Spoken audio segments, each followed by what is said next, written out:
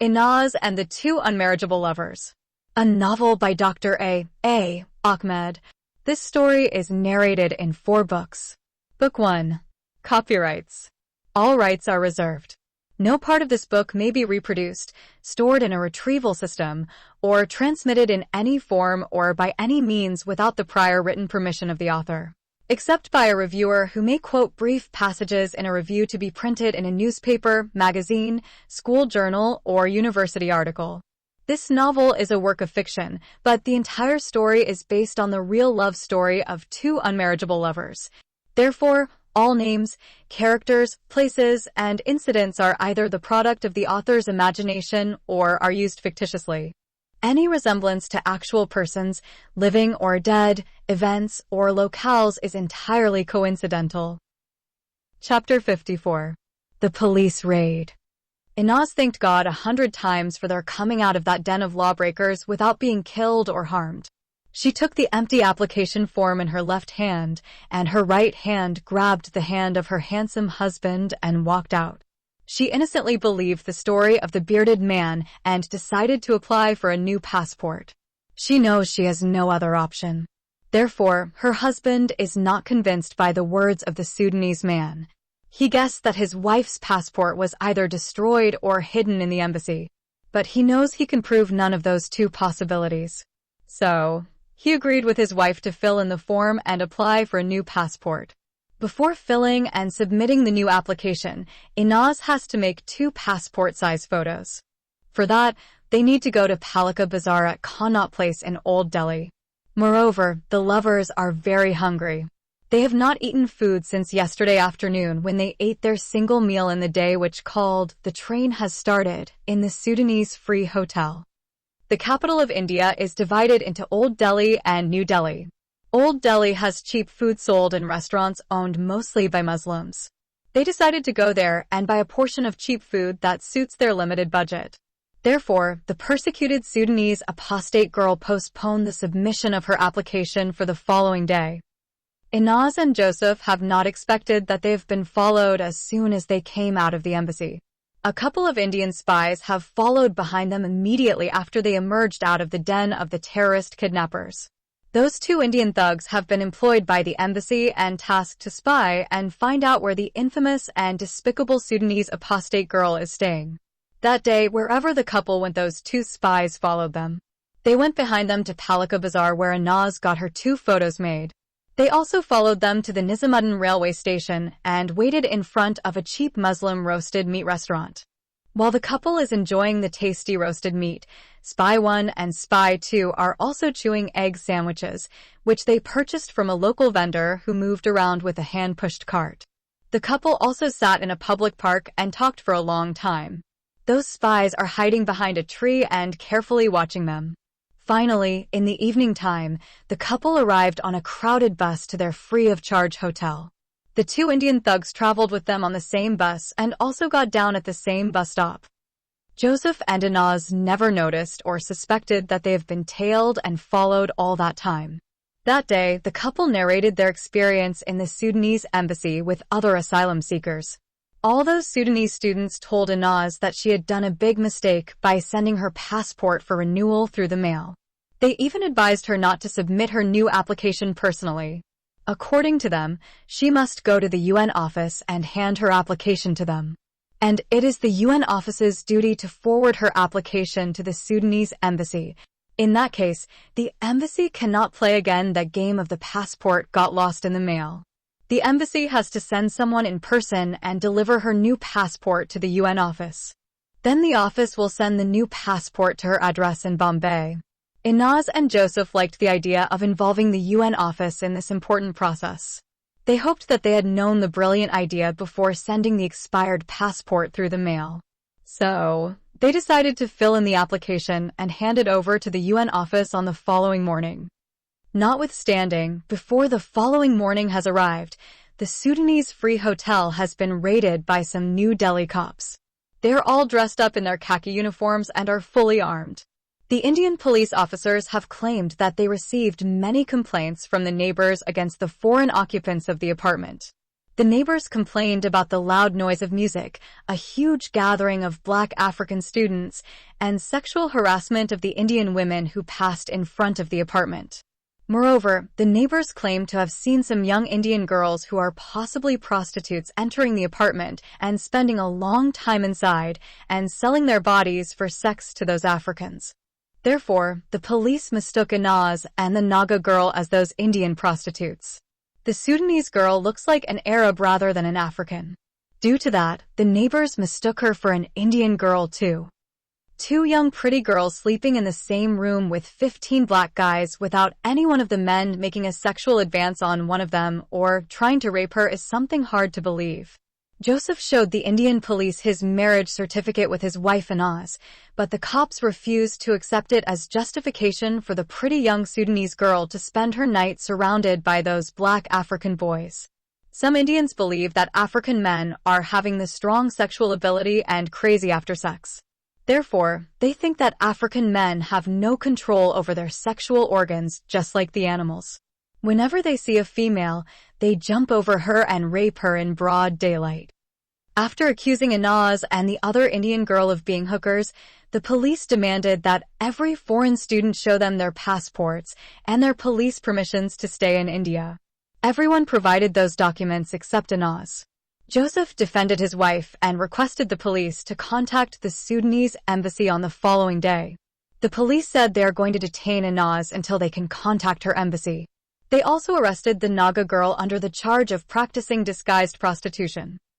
So, Inaz has been arrested on 2 charges, a disguised hooker who sells her body to the black Africans, and she is illegally staying in India. Joseph tried to convince the Indian police to take him with his wife, but they refused.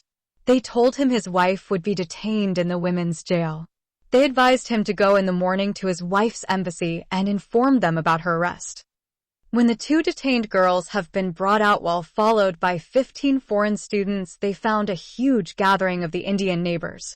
The neighbors began to cheer and thank the police of New Delhi for ridding them of those disguised hookers who sell their bodies as prostitutes to the black Negroes.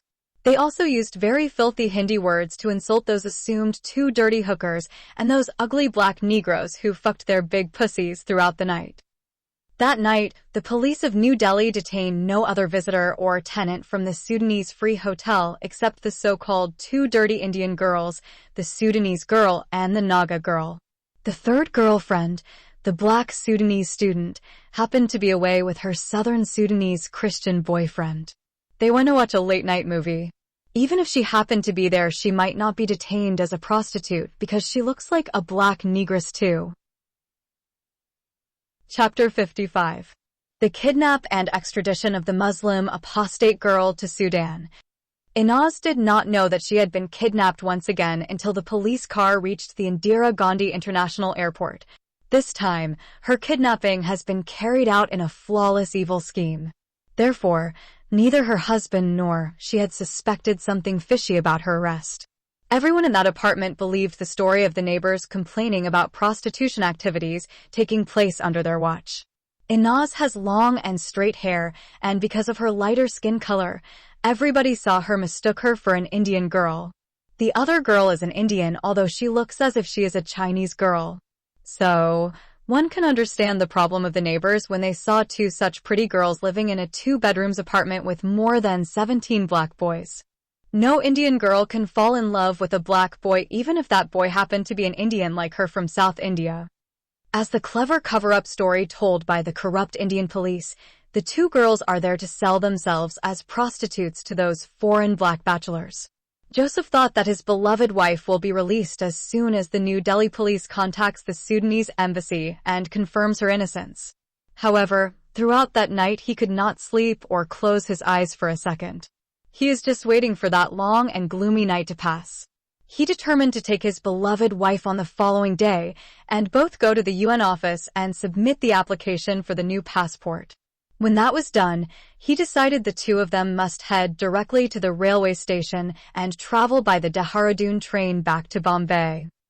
He regretted that he agreed to live with his wife in that hellish habitat with those poor Sudanese students. He did not blame those decent Indian neighbors who thought the free apartment is a brothel house.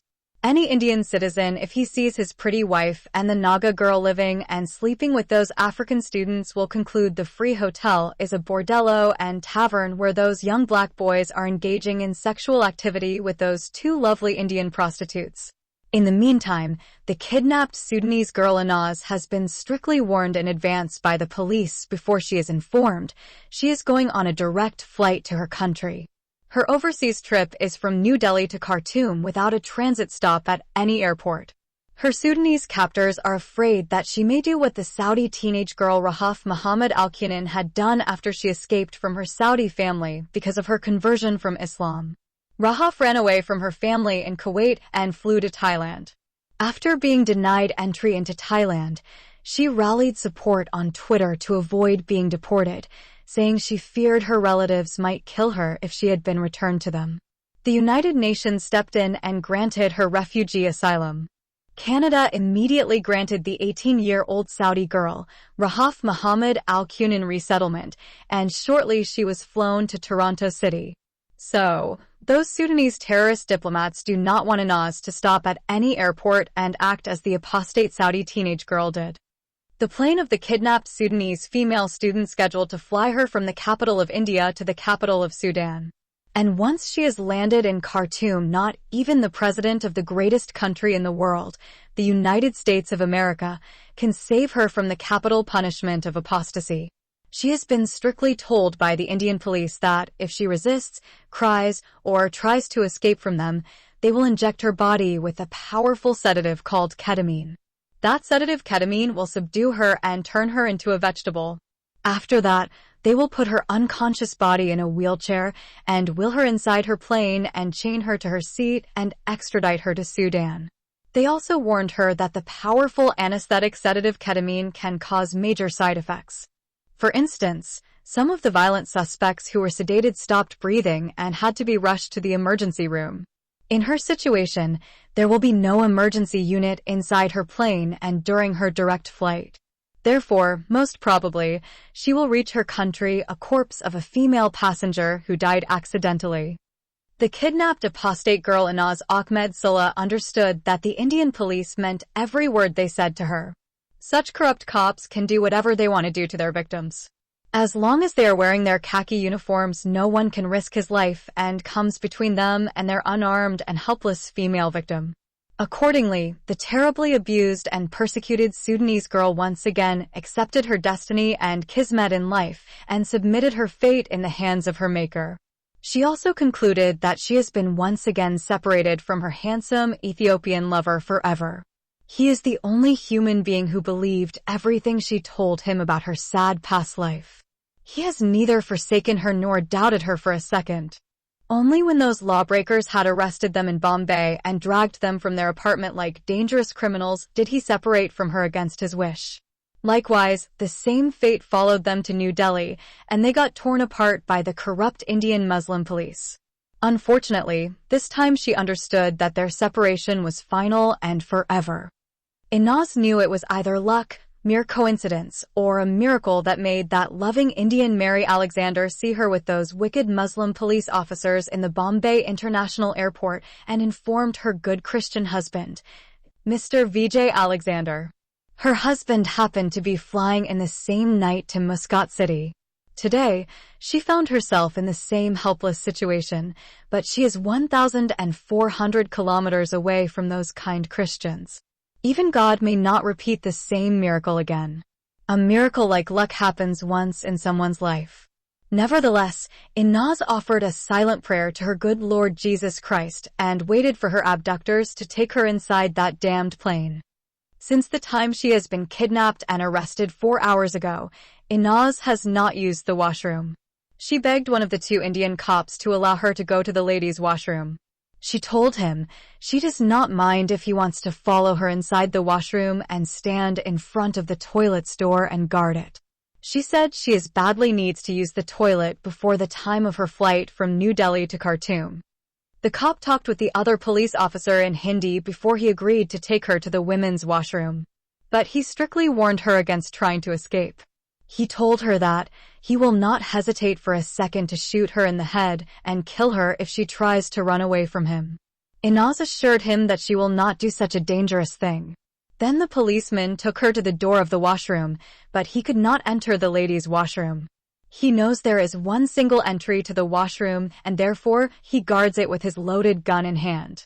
Even so, he told Inaz if she will not come out in a few minutes, he is going to come in and drag her out even if she has not yet finished urinating or defecating and still undressed and fully naked. Inaz nodded her head in agreement and walked in. Her difficult situation has reminded her somehow of her arrest at the women's toilet in the Sudanese embassy in Riyadh City when she fled from her pimp husband and pretended to be a boy and dressed up to suit the role of a male.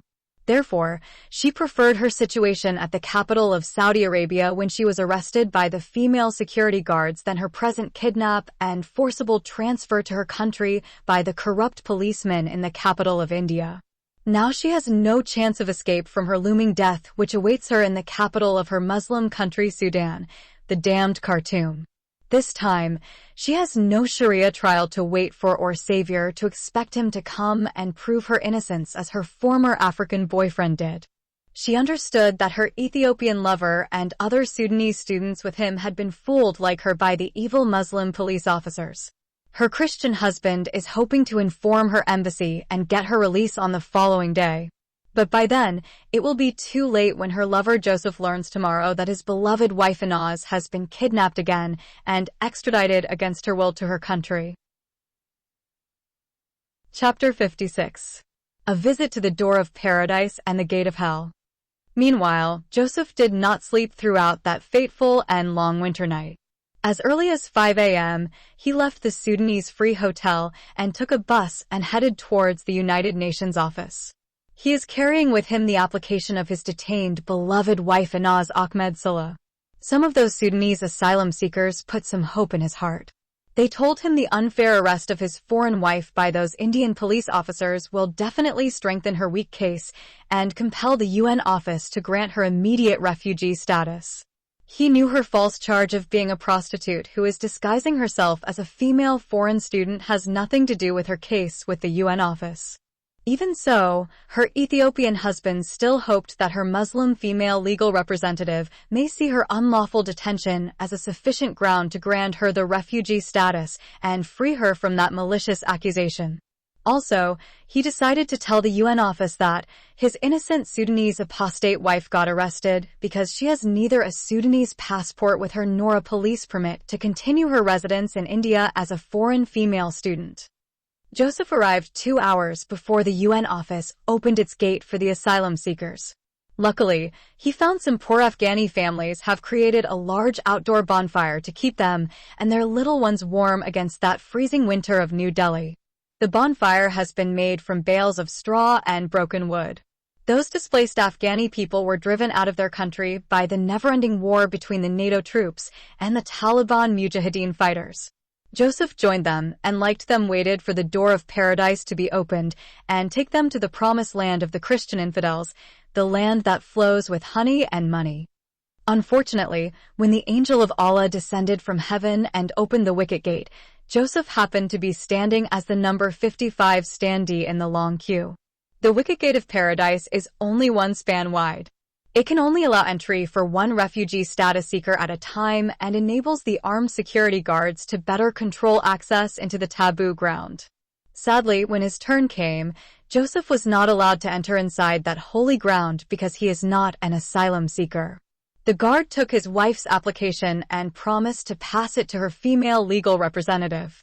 Joseph pleaded and begged the security guard to allow him to meet Mrs. Salma Muhammad Ahmed and tell her about the new serious developments in his wife's case. The security guard told him he is wasting his time and also delaying other displaced asylum seekers. By then, hundreds of those wretched Afghani and Pakistani refugee status seekers began to shout their protests and curse the handsome foreign boy with many curses and insults in their respective mother tongues. Some of them threatened to come out of the queue and hammer him to death if he does not go away. Out of the fear of him being slain by those Afghani Muslim terrorists who want to immigrate to the West, the Christian husband of the detained apostate Sudanese girl escaped for his life. After the gate of paradise has not given him access, Joseph Abraha decided to go and knock on the gate of hell. So, he took another bus and headed towards the Sudanese embassy. This time, he does not have great expectations like when he approached the gate of paradise. He just wants to request those bearded Muslim terrorists to contact the police of New Delhi and clear his wife from the charge of staying illegally in India.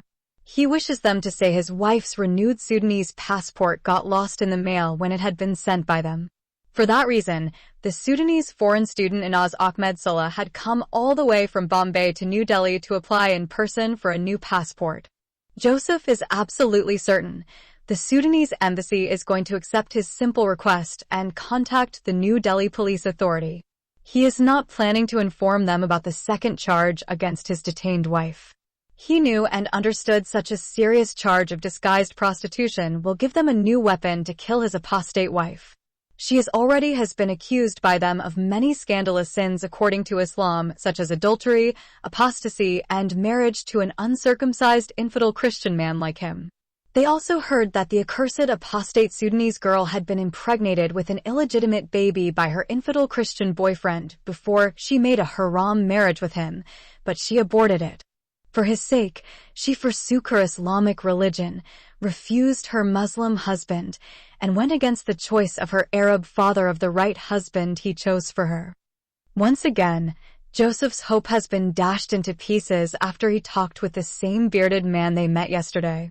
The Sudanese terrorist told him the police of New Delhi are supposed to contact them and not the other way around. Besides, the bearded man said, there are hundreds of police stations in the capital city of India, then which one of them the embassy has to contact and inquire about his detained wife.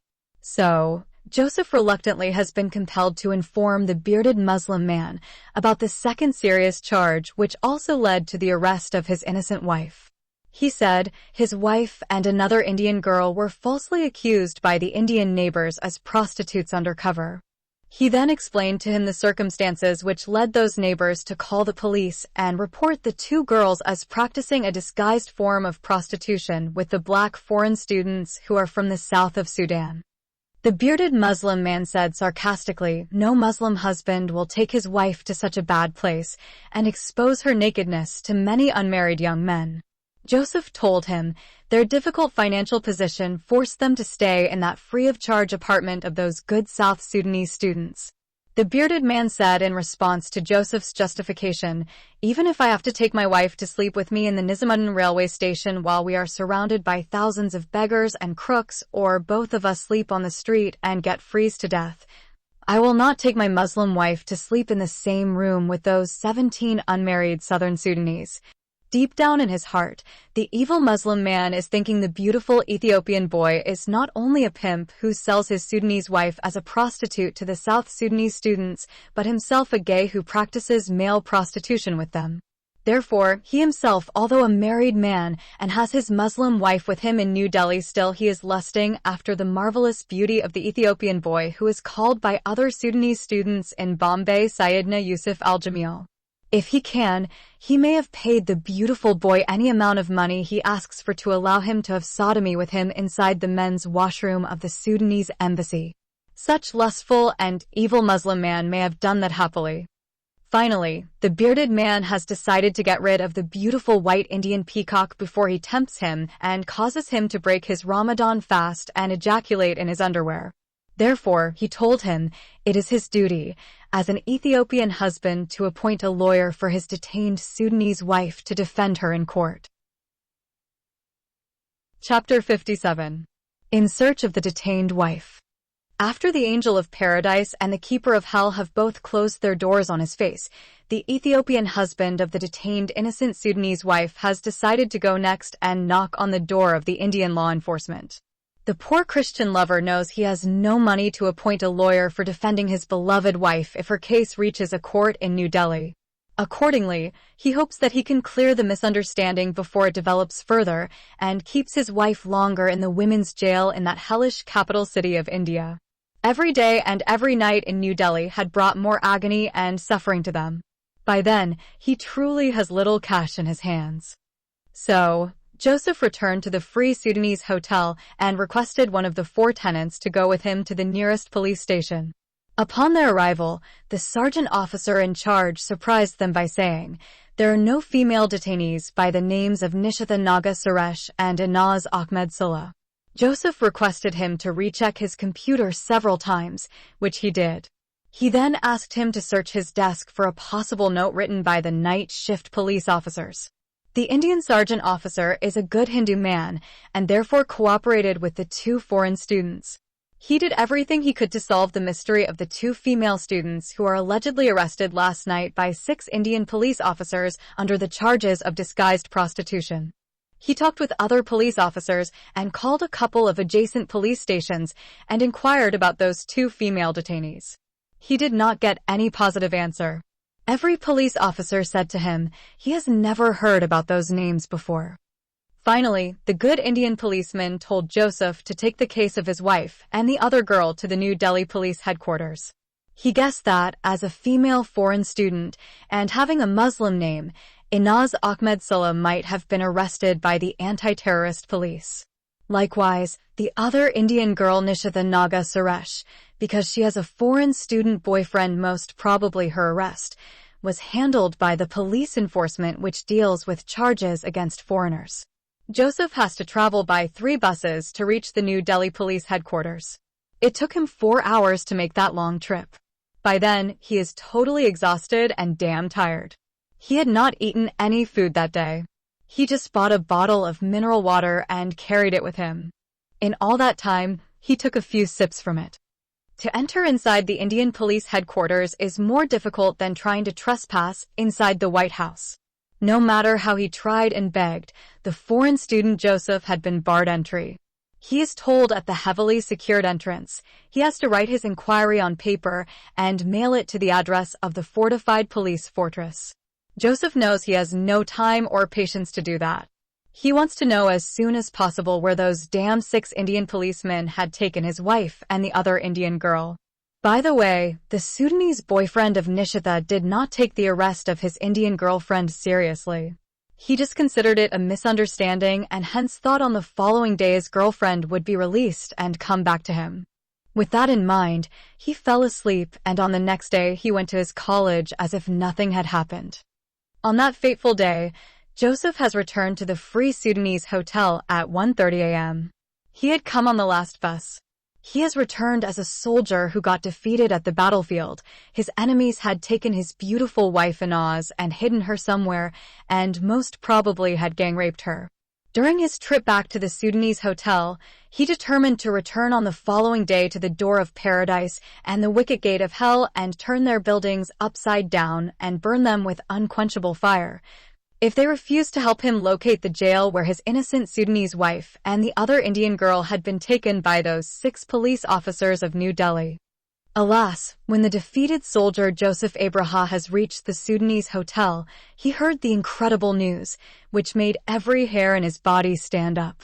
He has been told that the detained Indian girl Nishitha Naga Suresh, who was arrested with his wife Inaz Ahmed Silla, had returned to the apartment in the early evening time in a miserable condition.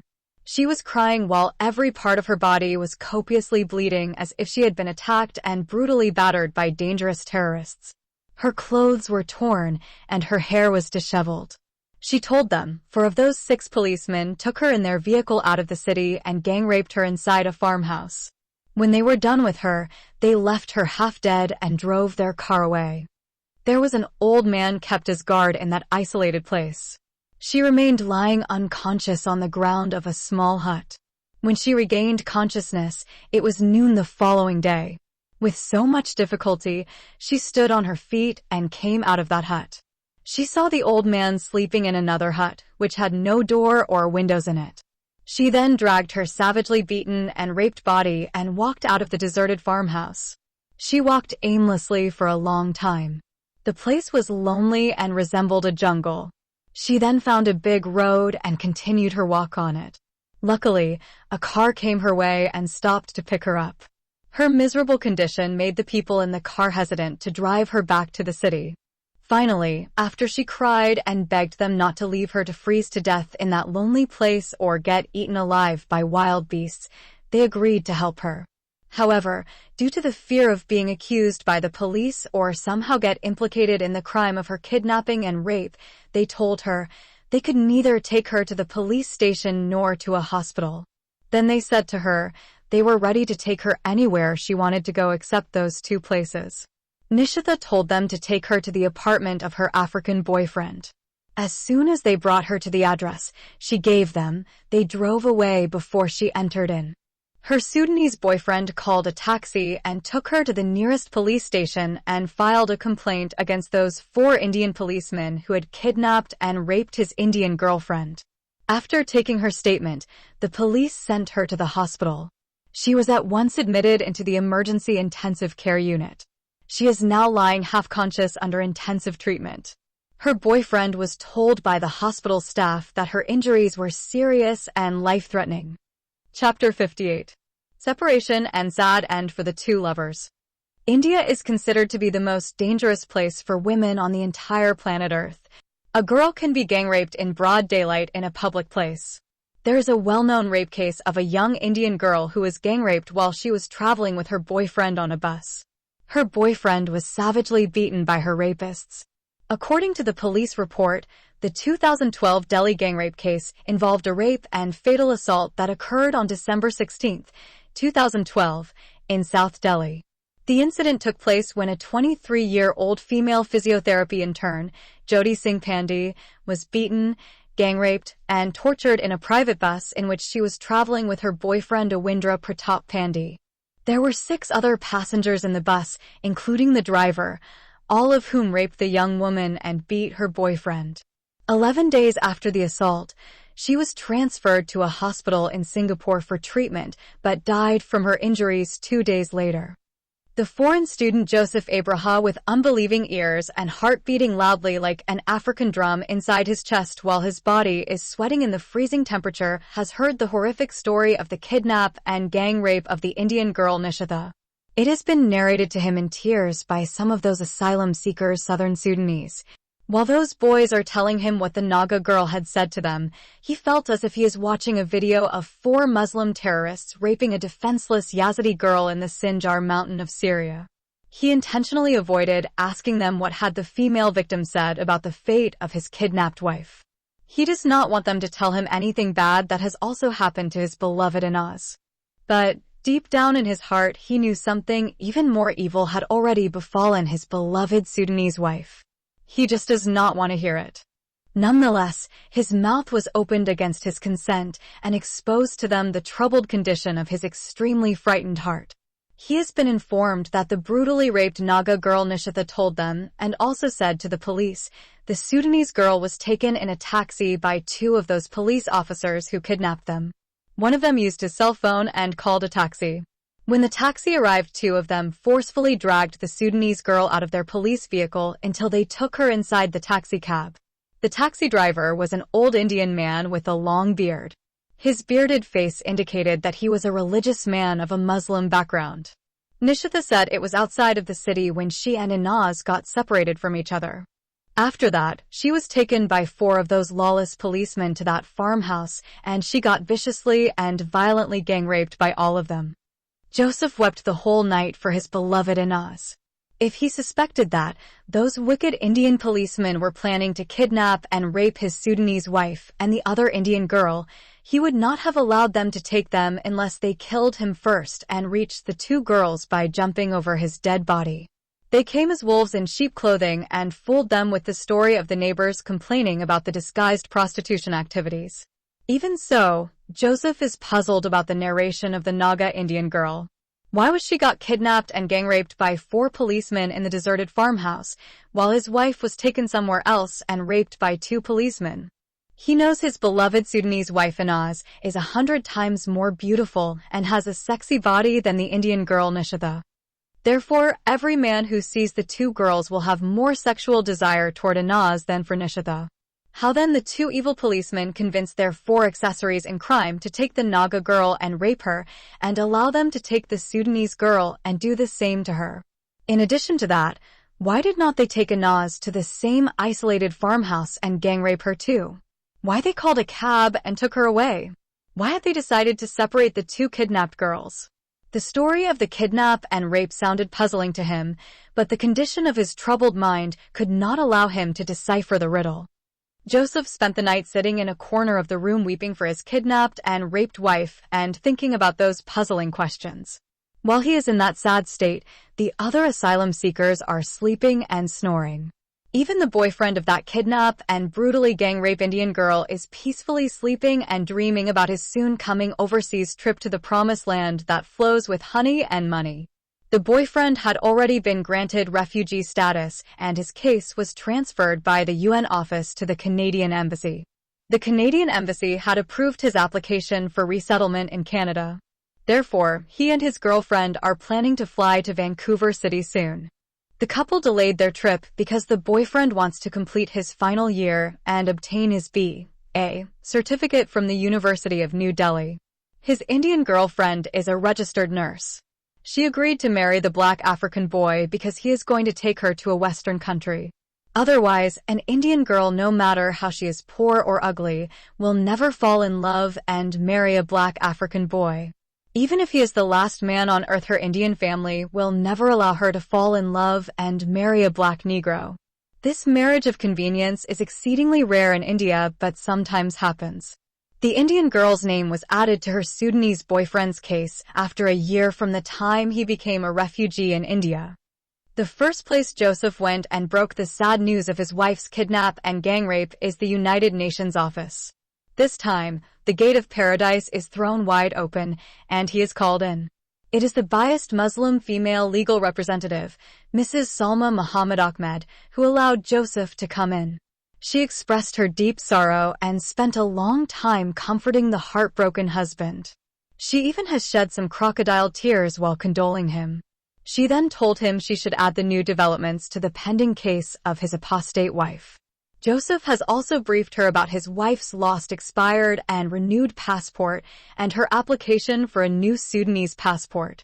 Mrs. Muhammad Ahmed has added those new details too. She also received the application form of Inaz for a new passport and promised to forward it to the Sudanese embassy. When the Ethiopian husband has asked the female legal representative what the UN office is going to do to help him find his missing wife, she said, "The kidnap and alleged gang rape of his wife are police cases, and the UN office is not authorized to interfere in such a legal matter." She advised him to report the crime against his wife to the Sudanese embassy. According to her, it is the embassy's duty to work with the police of New Delhi and find what has happened to the missing Sudanese foreign female student. Finally, Joseph demanded to know whether the new developments will lead to the acceptance of his wife's application for refugee status in India. Like before, she said such a decision is not hers to make individually. It has to be decided collectively by other senior officials of the UN in New Delhi. From the gate of paradise, the sad and lonely lover traveled again to the door of hell. At the Sudanese embassy, he has been told again the kidnap and disappearance of the Sudanese girl Inaz Ahmed Salah are a police case, and the Sudanese embassy cannot interfere in the internal legal matters of the host country. To justify their refusal to cooperate, some of the diplomats told him, in the past, there were Sudanese students who got murdered by Indians. Some were arrested and given the maximum prison sentences because some Indians falsely accused them of drug trafficking. Some Sudanese girls got gang raped by Indian policemen, and the list goes on. In all those serious legal cases, the Sudanese embassy could do nothing to rescue those victims. Once again, the Ethiopian husband Joseph left the bottomless pit with a sad heart and returned to the place of torment and affliction from which his beloved Sudanese wife and the other Indian girl had been kidnapped by 6 Indian men who claimed to be police officers. By this time, the heartbroken poor foreign student Joseph Abraha has become completely broke. After he has become penniless, he began to beg other Sudanese asylum seekers for a few rupees to use them to travel by the local transportation. He even spent 2 days without food running from one place to the other in the search of his kidnapped beloved wife Inaz. He ate food only when he remained the whole day in the abyss of those wretched asylum seekers. As soon as he took a few bites from that one-time meal and quenched his starved stomach, Joseph would leave and go in search of his missing beloved wife. In those miserable conditions, the lonely and sad lover spent 2 weeks running in circles between the UN office, the Sudanese embassy, and the Indian police stations. Finally, Joseph Abraha came to the unavoidable conclusion that the girl who loved him with every tissue in her body and gave him the best days of his life had been kidnapped, gang-raped, murdered, and her body buried somewhere in a farmhouse or the wilderness of New Delhi. He concluded that because she is an apostate from Islam, those Muslim men who kidnapped her had murdered her and dumped her dead body in a hole somewhere on the outskirts of the capital city of India. He thought the Sudanese embassy is behind her kidnap and murder. Those Sudanese terrorists had hired those Indian thugs and informed them as an apostate woman from Islam she should be kidnapped and murdered. But Joseph knew he could not prove his suspicion to the Indian police of New Delhi. Eventually, when all the doors of hope have been closed on his face, the frustrated and heartbroken Christian husband of the kidnapped Sudanese apostate girl took the Dehradun train and traveled back to Bombay. If he had money, he might have spent the rest of his life in New Delhi in search of his beloved wife Inaz. He would have been less saddened if he found the remains of his kidnapped and murdered Sudanese wife and buried them in a decent tomb. He even sold his watch and every valuable thing he had during his 2 weeks of search. If he could be without them, the handsome Ethiopian husband Joseph Abraha would have sold his only shoes, shirt, and trousers and remained in the capital of India and searched for his missing beautiful Sudanese apostate wife Inaz Ahmed Sulla all the rest of his life.